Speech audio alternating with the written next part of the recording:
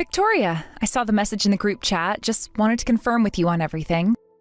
Great, I'm glad you saw it. This time, since it's an overseas trip, it's going to be so exciting, right? I don't even think half of us have left the US yet, right? Right, and it really is. I'm thrilled because it's been ages since we've gone on a trip with just the mom friends. Our kids are all grown up now.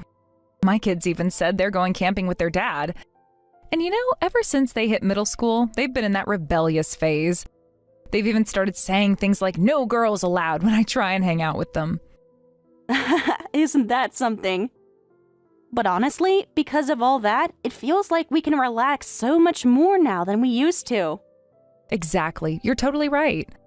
Nowadays, my kids are often out with their clubs or other activities, so they're barely even home anymore. And since we don't get to meet up as much as we used to, I'm really looking forward to this trip with you. I appreciate you saying that. It means a lot to me. By the way, Faith isn't coming this time, right? No one invited her. Everyone in the group chat confirmed that this is it, just us. All the members you see in the group message are the ones going. Thank goodness. You remember how terrible that domestic trip 2 years ago was, right? Oh, absolutely. It was a nightmare. All she did was brag about her husband's job, her luxury brand collection, and how wealthy her family supposedly is. And then despite all that showing off, she didn't even pay her share of the travel expenses. She kept making excuses, and in the end, she just left the bill unpaid. You were the organizer back then, weren't you? Did you ever get that money back? No matter how many times I brought it up, it was no use. She just brushed me off. She even had the audacity to say things like, "You're working part-time anyway, so what's a little extra?" She acted like it was no big deal and even started joking, asking me to consider it some kind of mom friend service. That's just outrageous. After how awful she was last time, I don't think anyone wants her to come on another trip ever again. And on top of that, I heard she's been bad-mouthing your husband behind your back again. Oh, not again. She's been like that ever since she found out my husband is just a regular employee. It's like she can't let it go. Wait a second, hold on. Your husband works for that super famous company, doesn't he? Even if he's just an employee, it's still an incredible achievement. Honestly, every time I hear about her attitude, I start debating whether I should step in and say something, but then I hesitate, wondering if it's worth it. Honestly, it's best not to waste your energy on her. Let's just ignore her completely. This time, it's a trip with just the close mom friends we actually enjoy being around. Let's focus on having fun. You're right, that's definitely the way to go. Let's make the most of this trip and enjoy it to the fullest. Absolutely. Let's live it up and make some amazing memories together.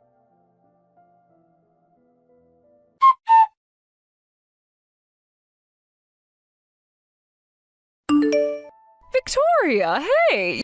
You've seen the messages in the travel group chat, right? Of course you've checked them already. Anyway, I've decided to join the trip. I'm counting on you, Miss Organizer. If you don't mind me asking, how exactly did you find out about this trip? Oh, that's easy. My adorable little son told me all about it. Apparently, one of his friends mentioned that their mom was going on an overseas trip with some other moms. Isn't that just the sweetest? Kids can be so helpful sometimes, can't they? I guess I can think of a few kids who might have said something like that. Well, then naturally I have to join. It's only right. I mean, come on, I'm the leader of the mom group. Basically common sense for me to be a part of this. Oh, and guess what? Angie was super kind and filled me in on all the details. Even added me to the group chat. So since I'm officially in, I'll leave it to you to take care of booking my tickets, all right? Wait, hold on a second. That's so sudden. What's the problem? There must still be space left, right? Come on, you're the organizer. Just check for me and make it happen. It's not just about space. I mean, can you really decide to join something like this on a whim? Let's be honest here. This isn't exactly a cheap trip. Even with the discounted group rates, it's still a significant expense. Plus, there's no guarantee we'll be visiting the places you're most interested in. What are you trying to say? Are you calling me poor? Let me remind you that my husband became a department head in his 30s. He's a top-tier elite. Thanks to him, I can live as a full-time housewife without lifting a finger to work.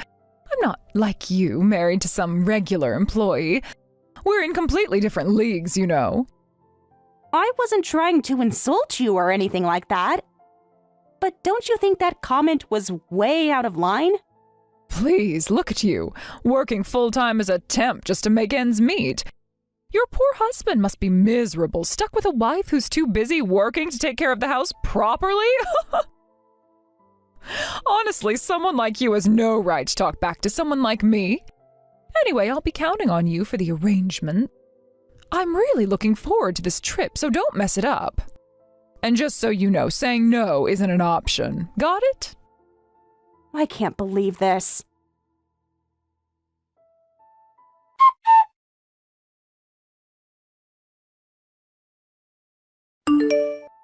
Kelly, did you see that message? Oh, I saw it all right. I reached out to Angie, and she ended up apologizing over and over. Well, Angie and Faith do live in the same building, don't they? If we say no to Faith, there's a good chance Angie will end up facing some kind of retaliation or harassment. Exactly. Everyone's been trying to avoid causing any big trouble, so they've been keeping quiet about it. But honestly, this whole situation is starting to feel like too much. I agree. Nobody wants a repeat of what happened last time.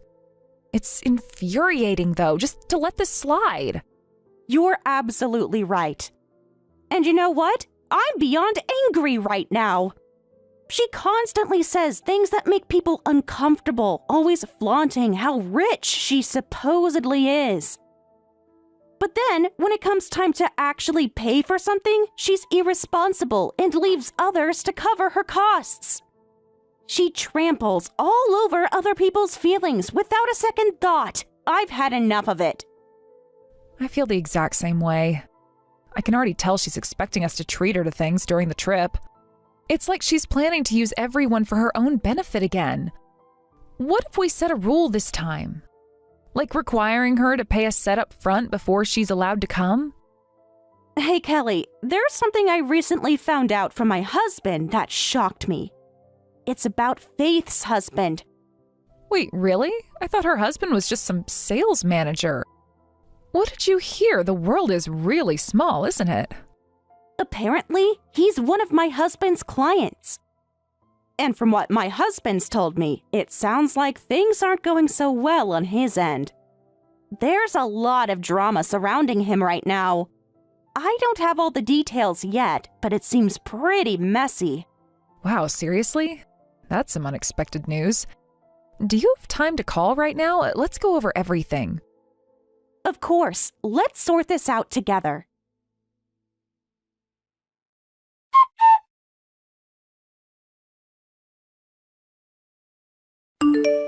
Faith, where are you right now? What? Don't bother me. I'm enjoying the exotic vibe here. It's such a rare chance to relax.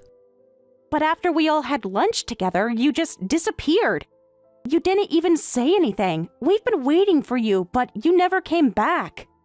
Ugh, because honestly, this whole mom group trip is such a hassle. I decided to just go off and enjoy myself. Doing my own thing from now on, tomorrow, the day after, all of it. You know, I only tagged along because I didn't want to deal with planning the flights, the schedule, or any of that boring stuff. It was way easier to just let you guys handle it all. Anyway, can you take care of the transportation costs and hotel fees for me? Thanks a bunch. I mean, sorry for always freeloading, but you are so good at managing these things. Wait a minute. Didn't we all agree before the trip that we'd calculate the costs together and collect payments afterward? Oh, please, it's not a big deal. I'll just divide up my share between everyone, and it'll barely make a dent. It's not like I'm asking for much, right? Oh, but hey, I did something for the group, too. I went and bought some fancy souvenirs for everyone. Really nice ones. So naturally, we'll split the cost of those evenly, okay? That's only fair, don't you think? I see. Well, your reasoning is very clear now. I understand. Please enjoy yourself as much as you like. Oh, wow, thanks. You're so understanding. Honestly, it's such a relief to have someone as accommodating as you. Keep up the great work, okay?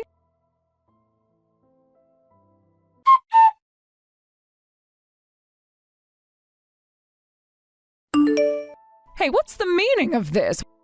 When I tried to leave, the front desk stopped me and said I had to pay. And it's not just some extra service charges. They're saying I need to pay the accommodation fees too. Aren't these things usually prepaid or included in a travel package? And I already ordered drinks and snacks as well. About that, I canceled the budget plan. It was a package that didn't allow for changes to the number of participants or other details. What? Different travel agencies have different rules, you know. So I made separate reservations for the round-trip tickets and the hotel on a pay-later basis. The total cost didn't change much, and since we're staying at the same hotel, I figured it was fine. I didn't think I needed to update the group chat with that information. Then why isn't mine paid? I mentioned before that we'd settle costs afterward, but you clearly had no intention of paying. So I made your hotel bill separate from the group's. Please take care of your own accommodation charges. As for the transportation costs, I'll send you an invoice later. You can't just do something like that without telling me. This is outrageous. Leaving without waking me up this morning, what's that about? I'm not okay with that either. But didn't you say you wanted to do your own thing once we arrived? Well, I thought we could at least have lunch together today. Wasn't that just so you could get someone else to treat you again? That kind of behavior puts everyone in an awkward position. Honestly, it's not fair to anyone. Even Angie only went along with your plans because she's scared you'd retaliate. She lives in the same apartment complex as you, remember? She's worried you'd harass her if she didn't comply. How dare you make me out to be the villain? It's the truth. Angie herself told me. She said that when she refused one of your requests before, you spread malicious rumors about her. She felt like she couldn't even show her face in the community after that. Traveling with someone who treats others like that isn't fun for anyone. Frankly, it's a relief that you said you didn't want to spend time with us during the trip. There's no issue here. If you miss the return flight, you'll just have to arrange your own way back. I can't. Excuse me? Because I think I lost my bag last night. What? I had way too much to drink and blacked out. When I woke up in my hotel room, my souvenirs and my phone were the only thing left. My wallet and passport were gone. You're saying you got robbed? Exactly. You have to help me. Where were you last night?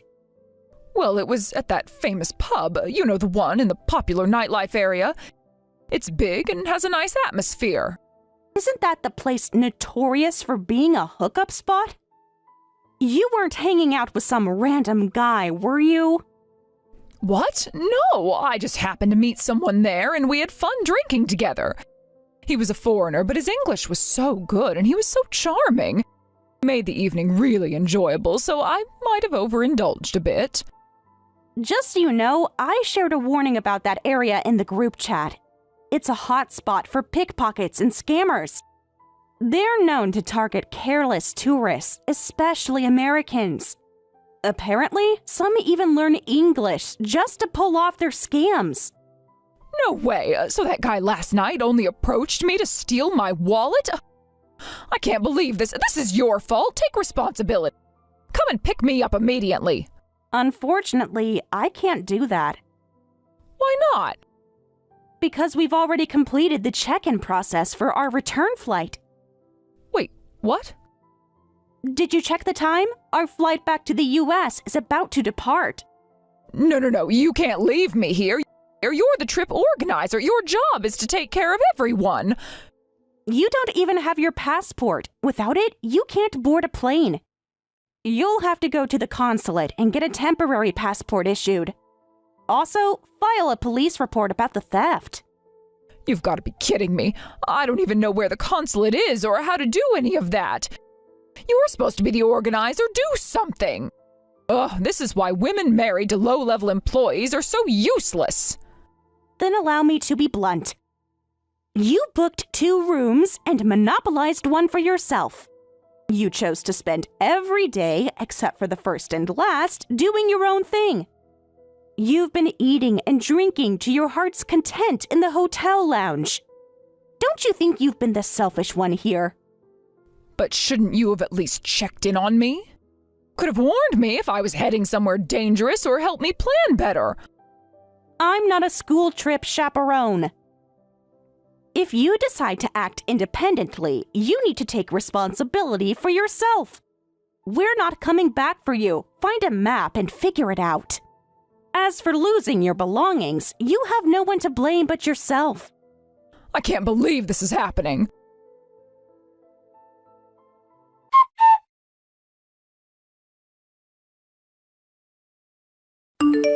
Victoria, why didn't you help me? You didn't do anything at all to assist me.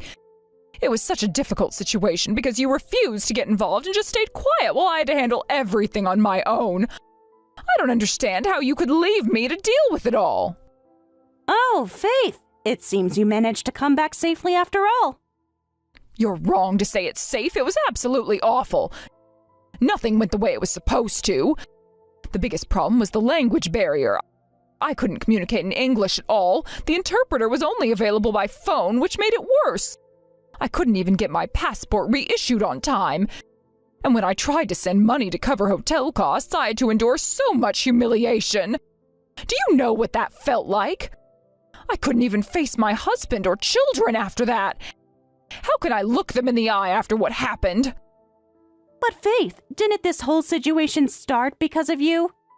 You can't blame me for everything, you know. What? I've been trying to think of you and everyone else the whole time. Even went through the trouble of getting you that expensive, hard-to-get brand item, and I was going to split the cost with you. I didn't even ask for any handling fees. I was going to help you. Oh, are you talking about those pictures you posted on social media? Yes, exactly. It was such a good deal. They were on sale for just a few $100s. Can you believe it? It felt like such a steal. I thought it was a real bargain. Those aren't even brand items, though. They're knockoffs worth just a few $dozen. What? Kelly told me about it. She saw it in a travel guidebook where they specifically warned people about these kinds of fakes. Those items are all knockoffs, and they're notorious for being fakes. They may look like branded items, but they're just low-quality imitations. A few $1,000s worth of fake products are being sold as if they're worth a lot more. Now I understand. You tried to get us to pay so much money for those fakes, and all the while you were out spending money behind our backs, trying to cover up the cost of it. That's not true. You're totally misunderstanding everything. You're making it sound so much worse than it was. So let me get this straight. You, who are supposedly so knowledgeable about branded goods, couldn't tell the difference between a fake and a real brand? What did you just say? And I also heard from your husband that he was demoted to a regular employee quite a while ago. He was even assigned to a corner office recently, wasn't he? How do you know about that? My husband works with your husband's company, you know. What? Yes, my husband used to work with your husband's company, and even now, he's in contact with the executives who worked with your husband. He hears all the updates from them. He's still in touch with them. Wait a minute, are you talking about the main contractor? The company that your husband's company deals with? Yes, that's right. My husband works for a major company, but he's just a regular employee. He works in the technical department, so while he doesn't have an official title, his salary is still good. It's stable, at least. What? So you mean to say that you don't even need to work as a temp? I work because I enjoy it, but I also work to save money for my son's future. He's currently studying hard to get into graduate school. He's working hard, and I want to support him with his studies. That's why I'm working. But honestly, isn't that the same reason you're working? What are you talking about? I also heard that your husband's salary isn't very high, especially after he was moved to that desk job. From what I know, his new job doesn't pay much, right? I also heard that he's been doing an early morning part-time job. Angie happened to see him at his second job one morning. And then I heard that you tried to get Angie to keep quiet about it and made her uncomfortable by bullying her. Is that true? When I was getting ready for this trip, I asked Angie for advice, and she told me a lot of things. So this was all planned from the start, wasn't it? You were trying to make sure that I couldn't come back. No, you lost your passport and wallet because of your own carelessness. That's not our fault. We simply asked you to pay for your own accommodation. Honestly, I didn't expect things to get this out of hand. It's not like we planned for this to happen. That's right. Then why didn't you help me when I was struggling? You're asking for help after you let a strange man talk to you and got yourself into trouble? Don't say it like that. I'm the victim here. I was the one who had to go through all this. Are you seriously not going to feel bad for me? Didn't you leave any space in your heart to feel sorry for me in this situation? I do feel bad for Kelly, who hasn't been reimbursed for the money she lent you. And for Angie, who has to worry about being harassed because she saw you working in the same building where she lives. Can't you see that? I'm beyond furious with you about all of this. Why are you doing this to me when I'm already at my lowest? It doesn't matter. You're an adult, so you should take responsibility for your actions. And right now, you should apologize to everyone for everything that's happened. Trying to protect your silly pride and pretending everything is fine is ridiculous. By the way, I've already told your husband everything about the trip and the money situation. What? Your husband didn't hesitate to believe everything I said, especially when he had to deal with the mess of you not being able to return. Why do you always do things behind my back? Because we still haven't received the payment for the travel expenses, and I didn't think you would actually pay it. Wait, if my husband finds out everything, I'm finished. Well, tough luck. I've had enough of the way you've treated me, and I don't want anything to do with someone who hurts the friends I've made through this whole moms group. I'm done. Goodbye, then. Have a nice long talk with your husband when you get home. No!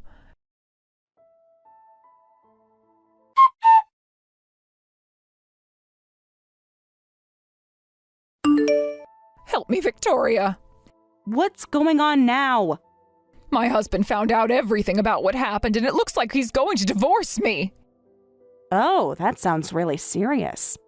The entire situation from the trip is spread throughout the entire building, and now I'm being bombarded by people demanding I pay them back. Until now, everyone just quietly listened to me, but now they're showing up with receipts for every single little thing. Buffet costs, transportation fees, materials, and even the smallest expenses. They're all coming to me demanding repayment. It's so petty. I was only taking advantage of the kindness people showed me, and now it's all falling apart. All the effort I put into saving money, it's all for nothing. Saving money? Are you seriously trying to say you are saving by getting others to pay for everything? You let other moms treat you to everything, and now you're standing there doing nothing. How is that even considered saving? What's wrong with letting them treat me? Why is that such a big deal? I didn't force anyone. I asked for permission, and I got their approval. So why is this such an issue? But now my husband is all embarrassed about it, saying it's bad for our son's education and that it's shameful. So, what do you want me to do about it? I've been thinking about it. I finally realized the real problem. It's the lack of an environment that encourages saving money. Your husband works at such a prestigious company, right? Why don't you use your connections to get him to help my husband get a job there? What are you talking about? I've heard that even regular employees at that company make a good salary. If I could get my husband into that company through your connections, I'm sure he'd see me in a better light. That way we wouldn't have to worry about saving money and there'd be no need for a divorce. This would be the perfect solution. I could pay everyone back, I'd apologize to all the other moms, and everything would be settled. Please, Victoria, you're the only one I can count on. We're friends, right? For the sake of our children, we should be helping each other out. Friends? I honestly consider all the other moms to be my friends. Despite our differences in age, we've been able to share so much. Our joys and worries about raising children who are the same age. Even after our kids don't interact anymore, I still want to stay in touch with all of them. I hope our relationship will continue for a long time. I feel the same way, I really do. When someone's in trouble, I want to help them. I want to support them. I understand, exactly. We're the best of friends, right? Yes. But I don't want to be friends with you anymore, so that won't happen. The help I give to other moms only applies to those who are true friends, and you're not one of them. What? But I'm your friend too, aren't I? What kind of ridiculous thing are you saying? I can't be friends with someone who has constantly looked down on others and tried to take advantage of them for personal gain. No, wait, that's not fair. I'll apologize for everything. Just please help me. Well then, good luck with your divorce settlement with your husband. It's really not my concern. But Victoria, you have to help me. Don't you care about me at all? I'm your friend. You really think that after everything you've done, I should still help you? You've taken advantage of every opportunity, used people, and now you're asking for help when it's all falling apart? You've made your own mess, and now you want me to clean it up? But you know, I never meant to hurt anyone. I just got caught up in the situation, and now it's spiraling out of control. Can't you see that? I didn't want it to get this far. I just needed help, and I thought you'd understand. I thought you'd help me because we've been through so much together. I do understand, but that doesn't mean I should condone the way you've treated others. Just because we've been friends doesn't mean I'm obligated to ignore the way you've acted. You've taken advantage of others' kindness for your own gain, and now when everything falls apart, you expect me to come to the rescue. That's not fair, Faith. That's not how friendship works. But this is different. You know my situation. My husband is threatening divorce and my son is confused. I can't lose everything just because of a few mistakes. You know how hard things have been for me. How can you stand there and act like you don't care? It's not about not caring. It's about the fact that you've created this mess yourself. It's about being accountable for your actions, Faith. We all face tough situations, but that doesn't mean we can blame others when we make mistakes. You've hurt people along the way, and now you need to face the consequences of that. You can't keep running from it or asking others to cover up your mistakes. But you're asking me to lose everything. You don't understand how hard this is for me.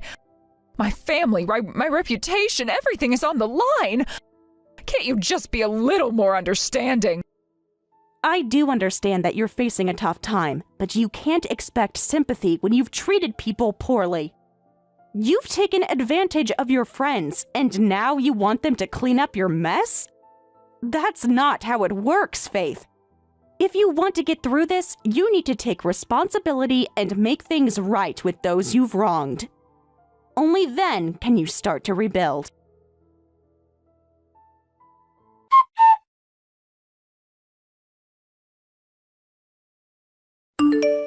Victoria, did you hear? I heard that Faith got divorced and moved out of her apartment. She couldn't even get custody of her son.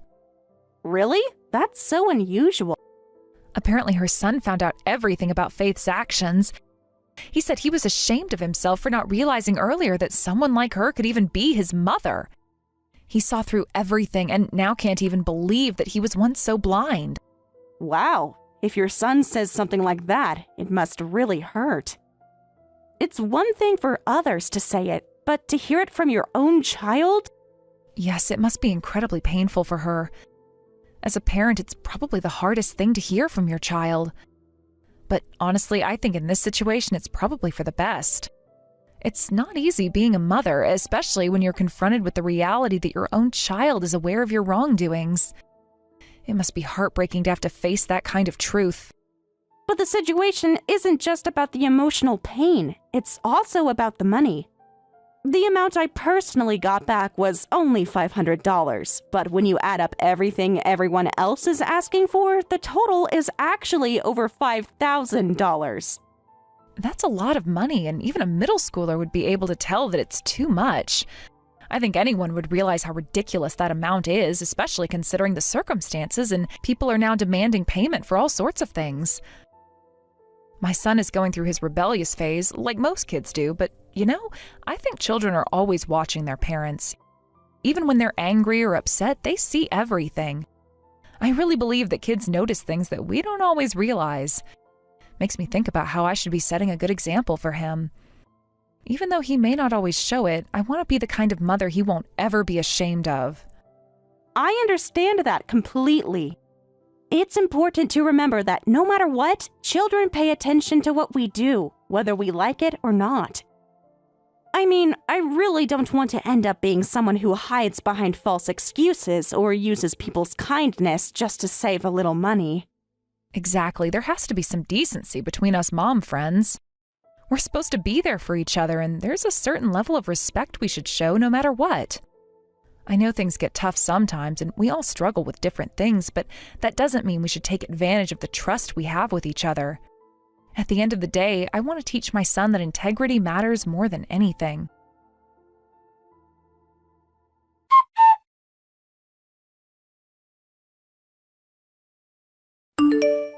Faith appeared to be struggling with accepting herself for working part-time. And to compensate for this perceived inadequacy, she dedicated herself to a relentless pursuit of saving money to buy luxury items. According to what I've heard, she was constantly at odds with people in her life, seeking validation through material purchases. This made me wonder if she was trying to fill an emotional void with expensive brands, something that could never truly satisfy the underlying issue. Working part-time, despite being a legitimate choice, seemed to be something Faith couldn't come to terms with. And so, she worked tirelessly, sacrificing her time and energy, believing that accumulating these luxury goods would somehow elevate her standing in the eyes of others. It's a curious contradiction, isn't it? Faith frequently boasted about her wealth, showing off the expensive possessions she had acquired. Yet, when it came time to actually pay for anything, she always found a way to avoid it. The irony wasn't lost on me. She would flaunt her brand name items as if they defined her worth, but she had no problem asking others to pick up the tab when it suited her. It didn't quite add up. The very nature of constantly bragging about her wealth and then relying on others for financial help seemed at odds with the image she was trying to project. To me, it felt like an inescapable contradiction, one that she might not even have realized she was trapped in. Her self-perception was tied to things, material possessions that ultimately couldn't offer her the love and acceptance she seemed to crave. In the aftermath of her divorce, Faith's world seemed to unravel completely. Her ex-husband had long since moved on, leaving her behind, and her son, once someone she could rely on for emotional support, also turned his back on her. I can't even imagine the depth of her pain, realizing that not only had her marriage ended, but even the bond with her child had disintegrated. The sense of betrayal and loneliness she must have felt at that point would have been unbearable. To make matters worse, Faith was also estranged from her parents. They too had grown tired of her behavior. I guess they had seen enough of her contradictions and self-centeredness and decided to distance themselves. The person they had once known seemed to have been replaced by someone unrecognizable, a mother, a wife, and a daughter who had been defined by her relationships with these roles, was now living without any of them. And what was left in place of these connections? Loneliness. She was living alone, without anyone to turn to for companionship or love. I can only imagine how cold and desolate her life must have become. It's striking how different things are when you compare Faith's life with the relationships I've managed to build over the years. There's something fundamentally different about how she operates in the world. She seemed to constantly seek validation from others, from the things she owned or the attention she received, yet never really gave anything back. She was always looking for affection, kindness, or support, but she never seemed willing to offer any of it herself. To me, that's not how real connections are built. If you want affection or help from others, it's important to first show that you're willing to give the same in return. Mutual support and respect are essential for any healthy relationship, and I think Faith missed this crucial aspect of human interaction. Relationships, whether familial or romantic, require mutual care and attention. But it seemed that, for Faith, relationships were more about getting than giving, and that approach inevitably led to her isolation. In contrast, my own circle of friends, which includes Kelly, Angie, and several other moms, has been a source of great comfort. We face the ups and downs of life together, and the one thing we all share is the understanding that supporting one another is crucial. We're not about competing with each other or comparing ourselves to one another's achievements. Instead, we've built a strong foundation of mutual respect and love. I know that if I need help, I can turn to my friends without hesitation, just as they know they can turn to me when they're in need. It's not about showing off or making others feel inferior to elevate yourself. It's about being there for one another in ways that truly matter. Our children have also become part of this supportive network. Next year, for example, our sons will enter a stressful period as they prepare for exams.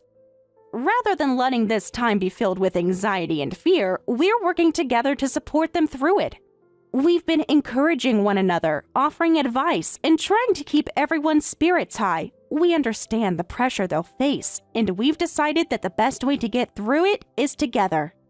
There's a sense of unity in our group, and it's not just about passing exams or getting high grades.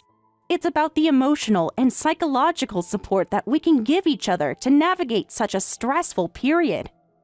There's strength in knowing that we're all in this together, and we can draw on that collective strength to face the challenges that lie ahead. Looking ahead, I'm hopeful that we'll continue to maintain this sense of camaraderie and shared purpose. I believe that when we support one another, we can face any challenge with confidence and grace. It's not about wealth or status, like Faith seemed to believe. It's about the love and trust we build with one another. We don't need to rely on external markers of success to feel fulfilled. We know that the true measure of success lies in the strength of the relationships we cultivate and the kindness we show each other. The things we value most, our families, our friends, and our well-being, are not for sale, and no amount of money can ever replace them. For Faith, it seems that the path she chose, one focused on materialism and external validation, has led her to a lonely existence. She may have once had everything, wealth, status, and a family, but she's lost all of it because she never learned the importance of giving to others. Her inability to connect in meaningful ways has left her isolated, and now she's left with the empty shell of a life that once seemed so perfect from the outside. I can't help but feel sorry for her, but at the same time, I am grateful for the relationships I have and the lessons they've taught me.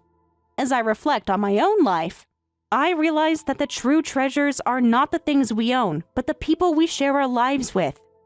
My friends, my family, and my children are the ones who fill my heart with joy.